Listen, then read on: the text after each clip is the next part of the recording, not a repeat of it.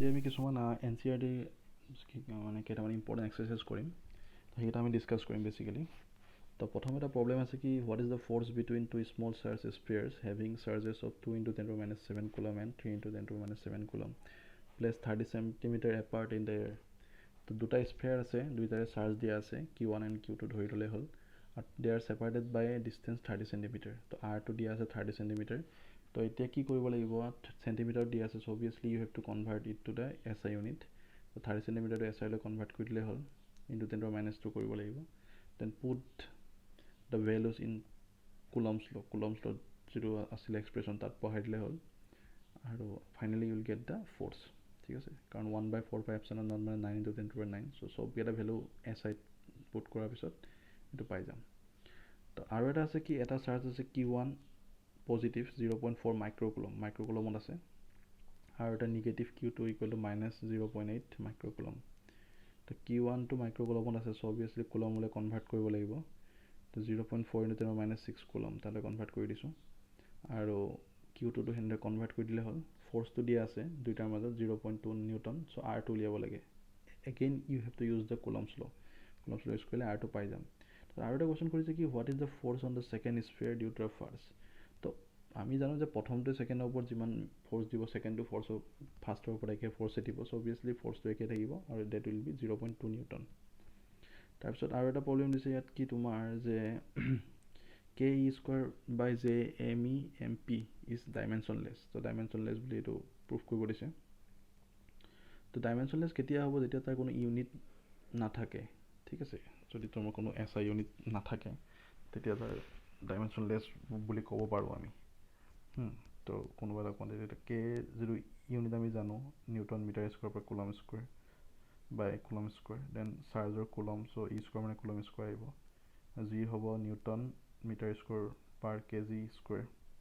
আৰু mass of an electron ME আৰু mass of a proton kg so সেইটো বহাই দিলে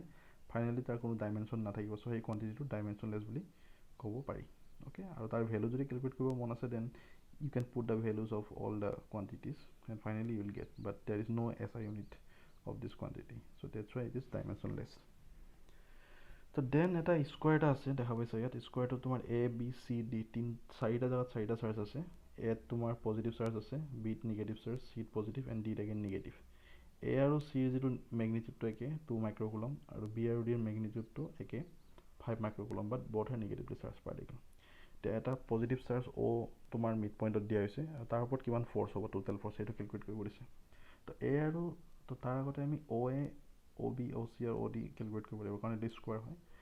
তো ফাৰ্ষ্টতে AC কেলকুলেট কৰি ল'লে হ'ল ইউজিং পাইথাগোৰাছ থিওৰেম তো AC গম পালে OA আৰু OC বা OD আৰু OB গমে পোৱা যাব কাৰণ একেই হয় ডায়গনেল তো OA টো সেই ডায়গনেলৰ হাফ হয় সো ফাইনেলি কিমান হ'ব 10/√2 সেন্টিমিটাৰ তো এতিয়া A টো এটা পজিটিভ চাৰ্জ O টো এটা পজিটিভ চাৰ্জ সো A তাক ঠেলিব ট্ৰাই কৰিব তো তাৰ ফ'ৰ্চটো দেখা পাইছে F এ কোনটো ডাইৰেকশ্যনত গৈছে আৰু C টো এটা positive charge so you O টো ঠেলিব ট্ৰাই কৰিব সো F এ আৰু FC অপজিট ডাইৰেকশ্যন বা সিহঁতৰ ম্যাগনিটিউড একে হ'ব কাৰণ কিয় সিহঁতৰ দুটা চাৰ্জ 2 মাইক্ৰকুলম and 2 মাইক্ৰকুলম আছে আৰু ডিষ্টেঞ্চটো একে তো সিমিলাৰলি যিটো D আৰু B আছে সেইটো দুইটা নিগেটিভ সো O থকা চাৰ্জটো সিহঁতে টানিব ট্ৰাই কৰিব নিজৰ ফালে তো সেইকাৰণে কি হ'ব ইহঁত দুটাৰ যিটো মানে ডিষ্টেঞ্চটো একে OD আৰু OB তো সেইকাৰণে সিহঁতৰ ফ'ৰ্চটো একে হ'ব ম্যাগনিটিউডটো বা ডাইৰেকশ্যনটো অপজিট সো A আৰু C কাৰণে সিহঁতৰ ফ'ৰ্চটো একে বা ডাইৰেকশ্যন অপজিট D আৰু B কাৰণেও ফ'ৰ্চ একে ডাইৰেকশ্যন অপজিট সো টোটেল ফ'ৰ্চটো কি হৈ যাব 0 হৈ যাব তো নাও A আৰু B দুটা চাৰ্জ আছে 3 মাইক্ৰকুলম and -3 মাইক্ৰকুলম আৰু পইণ্ট O't ইলেক্ট্ৰিক ফিল্ড কিমান হ'ব সেইটো কেলকুলেট কৰিব দিছে এতিয়া মই আগতে কৈছিলোঁ যে এইটো ডাইপল টাইপ হৈছে কনচেপ্টটো একদম ডাইপল কাৰণ দুইটা ম্যাগনিটিউড একে বাট অপজিট চাৰ্জ হয় নহয় তো ডিষ্টেঞ্চ 20 সেন্টিমিটাৰ তো পজিটিভ চাৰ্জটোৱে ওক যিটো ইলেক্ট্ৰিক ফিল্ডৰ ডাইৰেকশ্যন কোনফালে থাকিব ৰাইট ছাইডত আৰু নিগেটিভ এটাক টানিব ট্ৰাই কৰিব ওক তো সিও নিগেটিভত মানে ৰাইট ছাইডত থাকিব সো টোটেল যিটো আমি ইলেক্ট্ৰিক ফিল্ডৰ ম্যাগনিটিউড পাম সেইটো প্লাছ কৰি দিলে হ'ল তাৰমানে 2 ইনটু হৈ যাব দুটা প্লাছ কৰিব লাগিব আৰু ডাইৰেকশ্যনটো কোনফালে থাকিব ইলেক্ট্ৰিক ফিল্ডৰ এলং OB ফালে থাকিব এতিয়া তাত যদি অ'টো যদি নিগেটিভ মই চাৰ্জ পাৰ্টিকেল এটা দি দিওঁ তেতিয়া ফ'ৰ্চ কিমান হ'ব তো ইলেক্ট্ৰিক ফিল্ডটো অলৰেডি কেলকুলেট কৰিলোঁ তো ফ'ৰ্চ মানে কিমান কিউ ই তো পুট কৰি দিলে আমি গম পাই যাম বাট অ'টো তোমাৰ নিগেটিভ চাৰ্জ পাৰ্টিকেল চ' অবভিয়াছলি যেতিয়া নিগেটিভ চাৰ্জ হয় তেতিয়া ফ'ৰ্চ আৰু ইলেক্ট্ৰিক ফিল্ডৰ ডাইৰেকশ্যনটো অপজিট হয় তো সেইকাৰণে ফ'ৰ্চৰ ডাইৰেকশ্যনটো কোনফালে থাকিব বি এৰ ফালে থাকিব এলং বি এ তো ইয়াৰ এটা আছে কি দুটা স্পেয়াৰ আছে সিহঁতৰ চাৰ্জ দিয়া আছে 6.5 × 10⁻⁷ কুলম আৰু সিহঁতৰ ডিষ্টেঞ্চ 0.5 মিটাৰ আচলতে 50 চেণ্টিমিটাৰ দিয়া আছিলে so' after converting to SI unit the value of R is 0.5 meter. Now what is the force between the two spheres? Then again you have to use the Coulomb's law. Just put the magnitude of Q1 and Q2, put the distance between them and substitute the value of 1/4π/0 and you will get the force 1.521 into 10⁻² Newton. Now in this part B they asked what is the force of repulsion if each sphere is charged double. প্ৰত্যেকটো spare যদি charge double কৰি দিয়া হয় আৰু সেইটো distance যদি half কৰি দিয়া হয় তেতিয়া মানে ফ'ৰ্চটো কিমান হ'ব তো চাৰ্জ যদি ডাবল কৰোঁ যিটো Q1 টো টুৱাইচ Q1 হৈ যাব Q2 টো টুৱাইচ Q2 হৈ যাব তাত 4 টাৰ্মছ এটা এক্সট্ৰা আহি গ'ল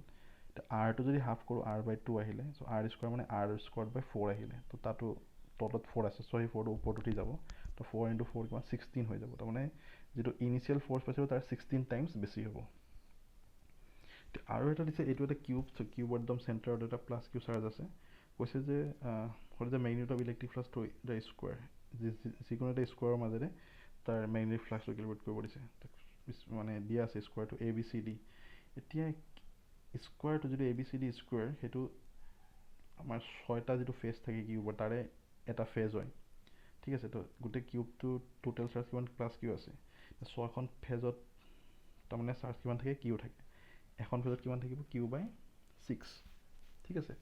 এখন ফেজত Q/6 থাকিব তো আমাৰ সেই ফেজখন কোনখন ABCD কাৰণ যিটো কিউবত 6খন ফেজ থাকে তাৰে এটা ফেজত চাপ'জ চাৰ্জ কিমান আছে বুলি ধৰিছোঁ Q/6 যদি কণ্ট্ৰিবিউট কৰোঁ আমি ইকুৱেলি তো ইলেক্ট্ৰিক ফ্লাক্স মানে কি total charge divide by epsilon naught total charge কিমান আছে এই স্কোৱাৰটো যিটো দেখাই আছে Q/6 আৰু divide by epsilon naught now put the value of Q put the value of epsilon naught then you will get the total flux through the square